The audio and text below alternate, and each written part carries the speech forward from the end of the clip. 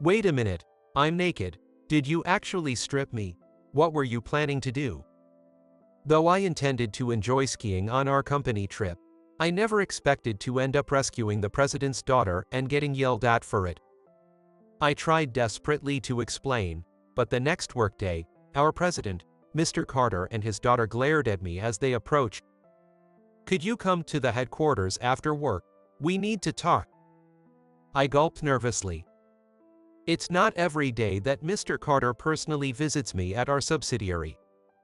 And his expression suggested this wasn't going to be good news. As I steeled myself and headed to the headquarters. "My name is Michael. Just a regular office worker. I leave home at 8 a.m. and arrive at the office by 8:30 a.m. My workday starts with a lively morning meeting and ends with the exhausted employees saying, 'See you tomorrow.' Thus, my unremarkable daily life continues, day after day. And today, as usual, nothing changes, and my typical day begins. My always energetic boss, Charles, takes charge of the morning meeting, but today he seems unusually cheerful. 'Good morning, everyone.' Everyone. He never says that. Why is he in such a good mood? The other employees must have been thinking the same thing. Everyone looked at each other, puzzled. But oblivious to that, Charles took a deep breath and announced enthusiastically, "Next month, our company, Continental Holdings, is having its company trip. And guess what? Mr. Carter has recognized our hard work again this year, and we get to have a joint trip with the main office staff. Block off the first Friday through Sunday of next month, especially you, Michael." Charles loudly singled me out from the back of the room. "It's different from the usual drinking sessions I invite you to. Make sure you're free." Everyone suddenly looked at me. Since I joined the company, Charles has been inviting me out to drink, and I have been turning him down. Initially, no one thought much of it, but after repeatedly inviting and being refused, Charles started asking despite knowing I'd say no, turning it into a comedic routine. Laughter echoed around me, and I raised my hand.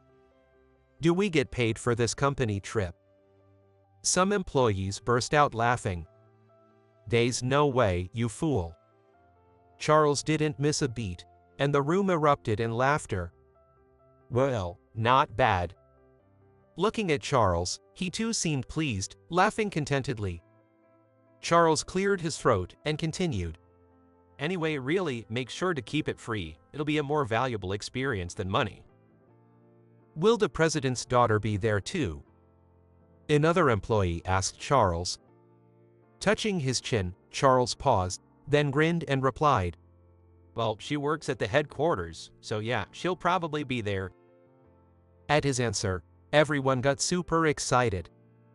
Around me, people were saying things like, "We need to reserve roses at the florist," or "I have to get a nice outfit tailored." The president's daughter is quite famous within the company, and her reputation even reaches our subsidiary. It's no exaggeration to say she was born a personification of beauty and brains. Not only is she gorgeous, but she also works in sales at the headquarters, maintaining the top performance for several years. Rumors suggest she might become the president herself before long. Although I'm technically a fellow employee, she seems so far out of my league that I can't even see her as being the same kind of human. And now, she will be joining the same company trip. While everyone else is buzzing with excitement, the reality of it doesn't feel quite real to me, and I can't keep up with everyone's high spirits. Well, even if we're all from the same company, there's a difference between the parent company and a subsidiary. There's no way we, the subsidiary staff, would actually chat and have fun with those executive types. While I thought this, the day of the company trip arrived. "Oh, Michael, you actually made it." "What's with that tone? It sounds like you didn't expect me to come." "Well, you always turn down my invitations." "That's because it's just drinking with guys." "What? Would it be better if I were a woman?" Suddenly changing his tone, Charles struck a dramatic pose and pretended to tear up. I just walked past him and boarded the bus. It's a joke, I'm usually just tired after work. Drinking with a boss just makes me worry about the next day. But you'd decline even if the next day was off, right? I want to spend my days off with my girlfriend. At the mention of a girlfriend, everyone around us buzzed with surprise. As I looked back in confusion, Charles's mouth was wide open in shock. You had a girlfriend. Charles says so. At my nod, Charles staggered back as if he couldn't believe it. Well, we've broken up now. My casual mention of the breakup seemed to completely floor Charles. As Charles struggled to fix himself, I stored my luggage in the overhead compartment of the bus. Just as I finished, Charles grabbed my shoulder firmly. It seems he plans to comfort me through this trip. One by one, others joined in, offering words of consolation and encouragement, patting my shoulder as they took their seats. Moved by their gestures, I took my seat, and the bus rocked towards the venue. Upon arriving, I immediately wished for my previous emotions back. Everyone was too busy stretching their necks towards the bus from the headquarters to notice me. Even Charles was among them. Sighing deeply, I disembarked from the bus. This is why I can't stand these guys. They were all staring at the famous president's daughter. Charles called my name and gestured for me to come over. Drawn by his call, I headed towards him. And there was a woman descending from the headquarters bus. The moment I saw her, my eyes widened in surprise. Yes, I had heard the rumors, but she was even more beautiful than expected. Though other employees were there, she stood out distinctly. It wasn't just her beauty. She seemed to radiate a special aura. I had thought we were not the same kind of human just from the rumors, but seeing her confirmed it. Truly, we live in different worlds. Noticing us, she glanced our way. Hey, she looked this way. Our eyes met. Nonsense. She was definitely looking at me. The crowd around me buzzed. Despite myself, I thought our eyes had met.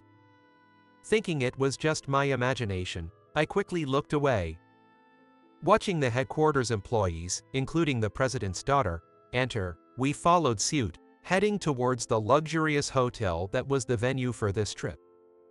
Staying at such a nice place for a company trip, Mr. Carter really splurged. As we casually talked about it, Charles called us to stop. It turned out that we wouldn't be staying at this luxurious hotel after all. We were led to a cottage, much smaller than the luxurious hotel, with just the bare minimum amenities. The employees, noticing the stark difference in treatment compared to the headquarters staff, entered their cottages grumbling. I wasn't complaining, but I was honestly shocked. What was the point of showing us this disparity? It hardly seemed like a genuine company trip. Despite these farts, feeling tired from the travel, I decided to relax alone in the cottage while Charles and the others went skiing. Though Charles and his group were grumbling, I found the rustic charm of the wooden cottage quite cozy. The view of the ski slope that Charles and others had headed to was also pleasant. Although the treatment couldn't compare to that at headquarters, I wondered if staying together might have been even more awkward. Maybe it was fortunate that we were housed separately. With these farts, I slowly closed my eyes on my bed. I'm not sure how long I slept, but I was awakened by a knocking at the door of the cottage. It was already dark outside, and the room was pitch black since I hadn't turned on any lights. I stumbled in the darkness toward the sound and finally managed to open the door, where a flushed Charles was standing. It seemed he had come to invite me for a drink.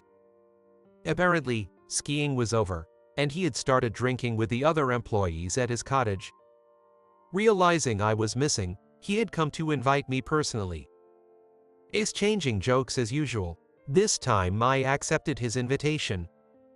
Charles, looking pleased, headed back to his cottage, and I followed him.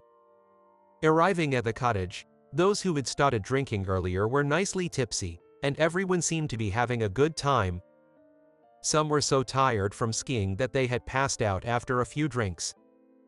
Then I joined in and drank with Charles and the others for the first time. We talked about various things over drinks. From romance to work, having conversations that we wouldn't normally have without the influence of alcohol. According to Charles, despite appearances, I was quite passionate. I didn't think so myself, but it wasn't unpleasant to be described that way. Since I'm not very good with alcohol, I drank slower than the others. Perhaps because of that, just as I was getting nicely buzzed, Charles and the others, tired from skiing, had fallen asleep drunk. Being the only one awake, I decided to go skiing to sober up, something I hadn't managed during the day. The weather was quiet, with just light snow falling as I moved from Charles's cottage back to mine. However, as I prepared to ski and stepped out of the cottage, a light blizzard had begun. It was just starting, but it was night, and I hesitated for a moment, yet having prepared, I moved toward the ski lift to check the conditions. As I moved, the wind grew stronger, and visibility worsened. Reaching near the lift, I judged it too dangerous to ski and turned back. At that moment, something strange caught my eye. There was a small forest near the lift, with a slight pile of snow arranged to prevent slipping into the woods. Behind it, skis were oddly stuck in the ground. Approaching curiously, I found a person lying there. Seeing this, my buzz faded instantly. I rushed over and tried calling out as loudly as I could, but there was no response. I approached closer and turned the person over from a face-down position, gasping when I recognized her. It was our company's president's daughter. I shook her again, but she didn't respond. Checking for breathing, I removed her face mask and felt for breath. Warm air brushed slightly against my hand. Thank goodness, she was breathing. Realizing this, I reached for my phone to contact someone from headquarters. But searching my pockets, I couldn't find it. That's right, I had left it in my cottage. After a moment of thought, I decided to take her back to my cottage first. Once we arrived at the cottage, I was more concerned about her condition than contacting anyone, so I decided to check on her first. I didn't know how long she had been lying there, but her ski wear was soaking wet, which is why her body felt as cold as ice. I hesitated for a moment, but hoping the clothes under her ski wear were dry, I began to remove her wet garments. However, my prayers were not answered. The clothes she wore underneath were also soaked and chillingly cold.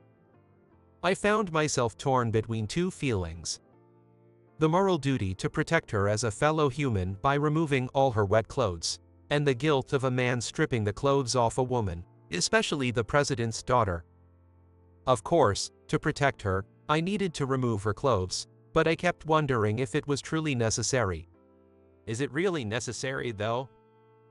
After going back and forth in my mind, I decided it was critical to warm her up with a dry blanket, and with great remorse, I removed all her clothes. After ensuring her safety and wrapping her in a blanket, I tried to contact someone from headquarters. However, perhaps due to the late hour, no one answered despite several attempts. I gave up and continued to monitor her condition. Her breathing had been shallow before, but now I could hear her breaths if I came close. Lightly touching her cheek, I could tell her body temperature was returning to normal. It seemed things were settling down. The tension I had been holding released all at once, and I felt a wave of exhaustion. Yet, I couldn't let my guard down. Since she hadn't regained consciousness, and anything could happen. With that thought, I sat down on a chair beside the bed and watched her sleep. Her sleeping face was also very beautiful. Her long eyelashes, and now that her body temperature had normalized, her lips had a healthy color. At that point, I realized that I had nothing to do but watch her beautiful sleeping face. Then, I remembered something that had caught my attention. When I was undressing her to wrap her in the blanket, it was what looked like a scar from a burn on her left arm. At the time, I was too frantic about warming her up to check properly. But I remembered seeing a noticeable mark running vertically from her wrist to her elbow. Now that there was nothing else to do, my concern about the burn scar grew. I felt guilty about looking at her body again, but I thought it would be okay if I carefully adjusted the blanket to just check the scar. As I touched the blanket, her eyelids twitched. I quickly withdrew my hand and straightened up, freezing in place. She then moaned softly and slowly opened her eyes. Suddenly, she started coughing as if something had gotten into her airway. In a panic, I slipped my hand behind her back between her and the bed, helping her to sit up. Even though I asked if she was okay, there was no response. Her consciousness still seemed foggy. Once the coughing stopped and her awareness seemed to sharpen, she began to grasp her surroundings. First, she realized she was naked and wrapped in a blanket. Next, she looked around and saw she was on a bed in a cottage. And finally, she made eye contact with me, realizing she was alone with a man she didn't know. As soon as she put everything together, she screamed and shoved me away forcefully. I fell off the chair and slammed against the wall of the cottage. "Who are you? Why am I naked? You're the worst," she shouted, hurling insults at me. "Please calm down," I said, wincing in pain but extending my left hand in a gesture to calm her. I grabbed my jacket that was nearby and tried to hand it to her. Turning to face the wall so as not to look at her directly, I felt her take the jacket from my hand. Relieved, I finally stopped facing the wall and turned my gaze back to her. When I explained the situation again, she seemed to understand everything and apologized, looking remorseful. It's okay, I'm just glad you're safe. But why were you out there at night and alone? I felt like skiing at night, but before I could start, the weather turned bad, so I decided to head back. But it was too dark. She spoke a bit sheepishly, and I had initially thought she might have accidentally skied into the woods. However, to learn she was there even before skiing was surprising. "I'm glad you're safe. That was unexpected of you." She looked at me curiously. "You're quite playful, aren't you?" Hearing this, she blushed a little. "Did that burn scar on your arm happen in a similar way?" Curiosity led me to ask about the burn scar that I had noticed earlier. Her expression darkened, and she shook her head slightly, while tracing the scar on her left arm. "This was done by a colleague at the company. Well, it was partly due to my carelessness." Done by someone? "Yes, it seems some don't like that the daughter of the president works just as hard and continues to stay at the top." She explained that she often faced harassment fueled by jealousy and resentment within the company.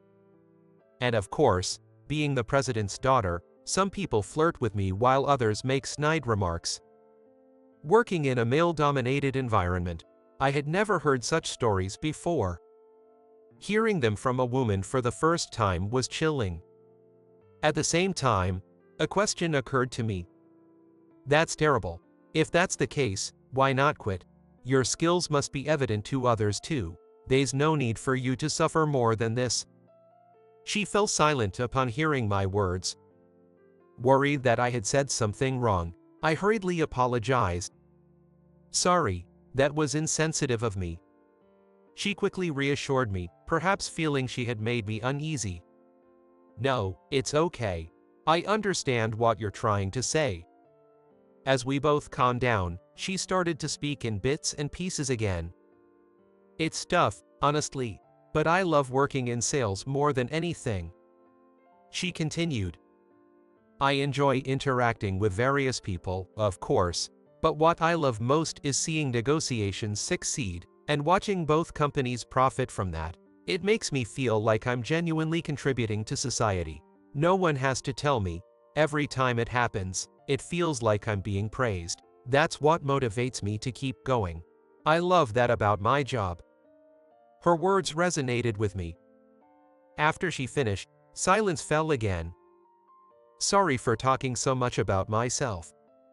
"No, It's the first time I've heard such a conversation. It's nice, actually. Really. Talking about work, especially with someone who loves their job at the headquarters, seems odd, but personally, I can't say I have the same passion. I joined a regular company, I perform decently, I live a standard life, and that's what suits me. Seeing someone like you, I can't help but feel we're different kinds of people. Hearing this, she chuckled. What are you saying? We're all human. To be honest, if you ask whether I love my job, I don't have the same passion as you. Sure, I have good relationships at work, but I'm there to earn a living, not for fulfillment. But you love your work. That's true. But I've just found something I love. Finding something you can be passionate about is incredibly fortunate. That's why I always feel blessed. It makes it even harder to think about quitting. Learning this gave me a deeper understanding of why she continued with her job, not just out of enjoyment, but also out of a sincere commitment. She wasn't just talented and beautiful, she approached her work with a genuine heart, exceeding her role. Knowing this made me feel even more drawn to her. Simultaneously, I thought to myself, it must be really enjoyable to work with you. Her expression soured slightly at my comment. I didn't mean to sound condescending. I didn't mean it like that at all. I was just thinking, if I could work with someone who enjoys their job as much as you, even the tough times would be enjoyable. When I said that, she stared at me in shock, her expression slowly turning into one of sorrow as tears began to fall. Seeing me confused by the sudden outburst, she covered her face with her hands. I'm sorry. It's just, nobody has ever said that to me before. Despite my panic, she continued in a tearful voice. It feels like I've been saved, thank you. I handed her a tissue from the room, waiting for her to calm down. After a while, she composed herself and looked around the small cottage again. You did join this company trip, right? Yes, and don't worry, it's quite comfortable here for me. You're different, aren't you? Is that so? But I must say, the difference in treatment between our subsidiary after the merger and the headquarters was quite shocking. As I spoke jokingly, as I would with Charles, she took it seriously and shrugged her shoulders. Yes, it's supposed to be a fun company trip, and yet they make such distinctions. I'm sorry. Her response seemed sadder than I expected, prompting me to clarify. It can't be helped, right, you. At this point, I stumbled over how to address her. Sensing my hesitation, she offered a helping hand. You can call me Samantha. Samantha, that's a nice name. Not that it's only nice. I mean, it really suits you. I blurted out, more than I intended, struck by how fitting the name was for her.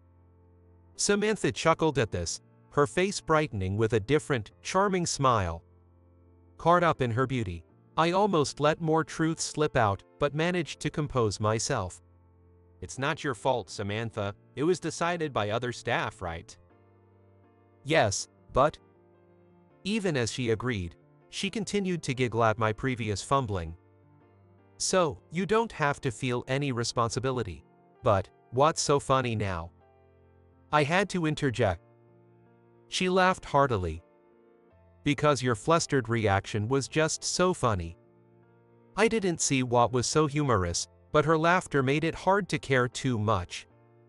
Looking out the window, I noticed that the blizzard had subsided. When I mentioned it to Samantha, she said it was probably time to head back to the hotel.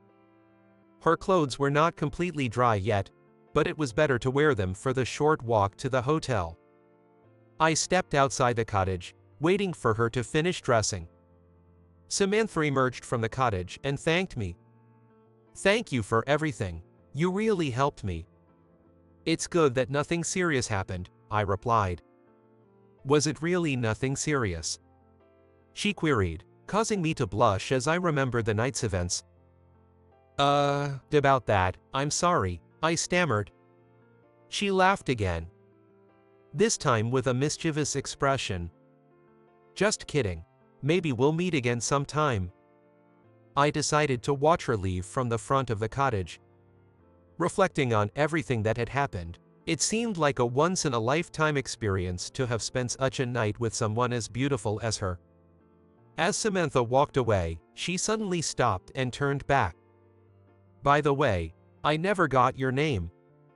Realizing that I hadn't introduced myself, I straightened up and said my name. "Michael." Samantha seemed to ponder for a moment as she uttered my name. I found her reaction curious, but before I could ask, she changed her expression to a pleasant smile and left the scene. 3 days later, after a day off following the company retreat, it was Tuesday. Normal life was about to resume. I left home at 8 o'clock and was at the office by 8:30 am. Work at the company usually began with an energetic morning assembly and ended with the exhausted employees saying, "See you tomorrow." Or at least, it was supposed to. That day, Charles, who usually led the morning assembly, came in sweating profusely, his face beet red. Behind him were none other than Mr. Carter from the headquarters and Samantha. The employees in the room gasped, but stood up and greeted them with as loud a voice as they could muster. Mr. Carter seemed satisfied with this, smiling and nodding approvingly. Samantha was smiling cheerfully beside him. Today, it seemed, was different from usual. Mr. Carter and his daughter were attending the morning assembly.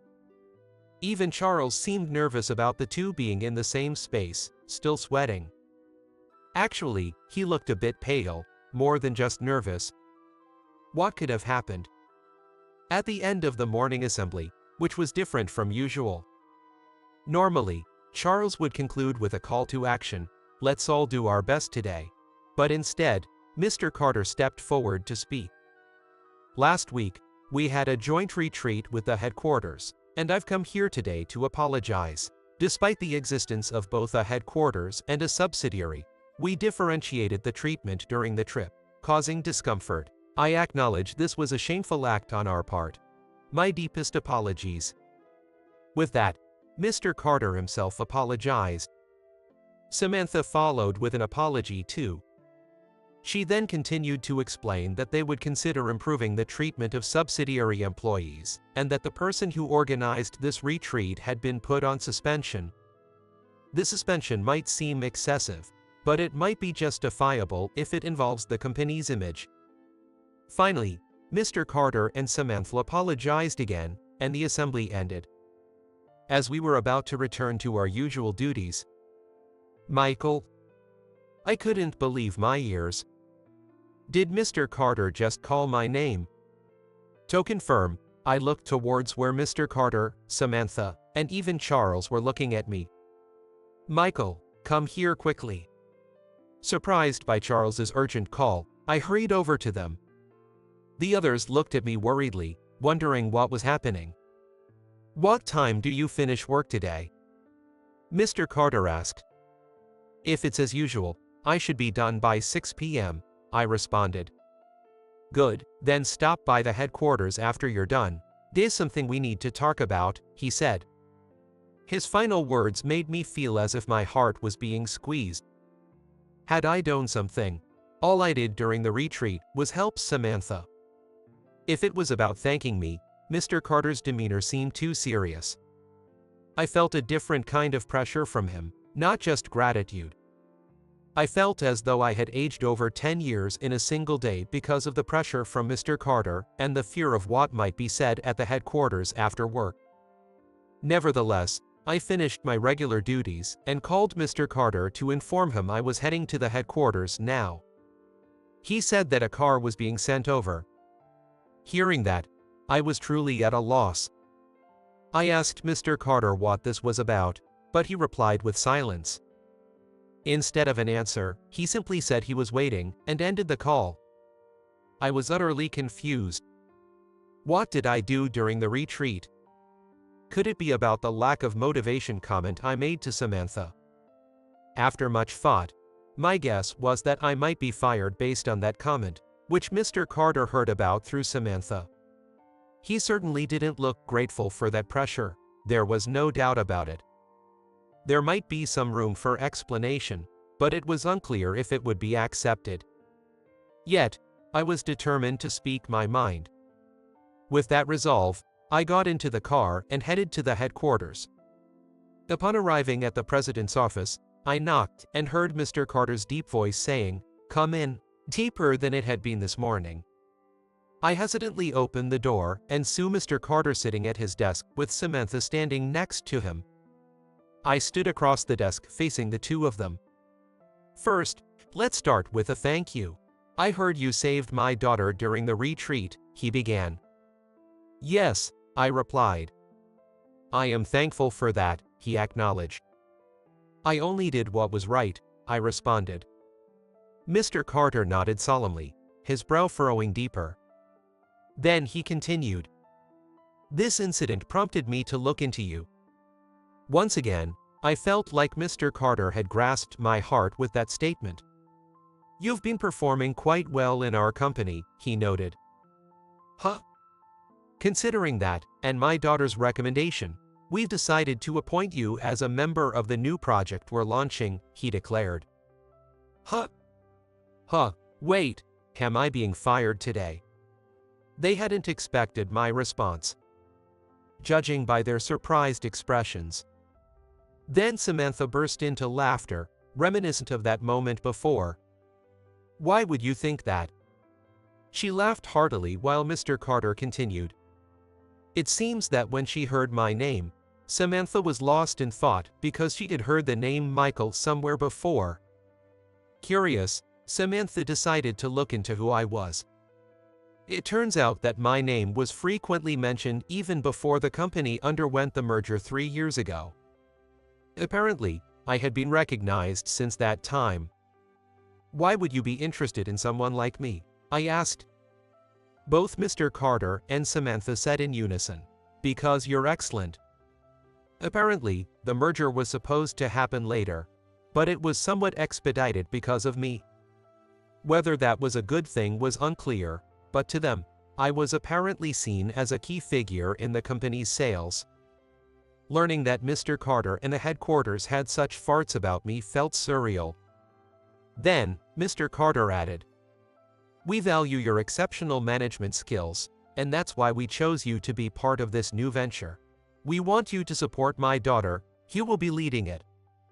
I had thought I might be fired for my seemingly lackluster remarks, so this news eased my mind considerably. And to think that I would get to work with Samantha.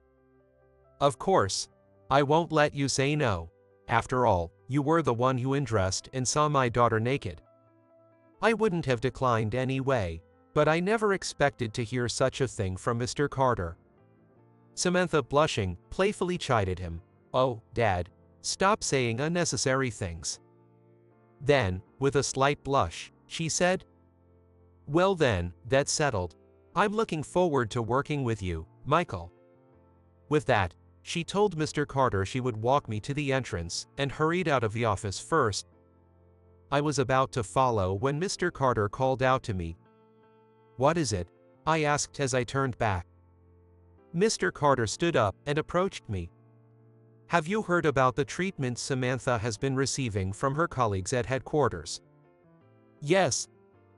"So, despite being labeled as my daughter, Samantha has always led the pack as an employee in our company. This new venture will be a fresh start for her," he said, placing his hands on my shoulders and gripping them tightly. "Please support Samantha. This is both a presidential order and a father's request." The hands gripping my shoulders carried the weight of someone who had served as the president of this company, and the weight of a father concerned for his only daughter. He must have faced many challenges. Such a person placing such high expectations on me was profoundly motivating. How could I not respond to that? "Of course, I will protect her no matter what," I replied. Pleased with my response, Mr. Carter nodded and gave my shoulders a firm pat. "I'm counting on you, and, as a man to another, when you start dating, do it properly, all right? If you're going to live together, you'll need to move out of the company housing," he added. The thought that Samantha, the president's daughter, and I could end up in such a situation seemed unlikely.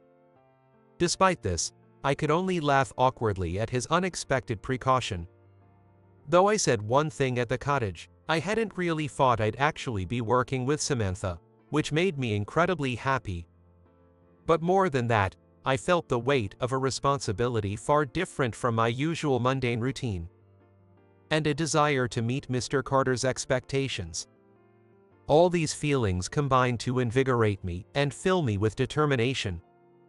With our respective resolutions, we were about to take the next step forward in the journey that was about to begin.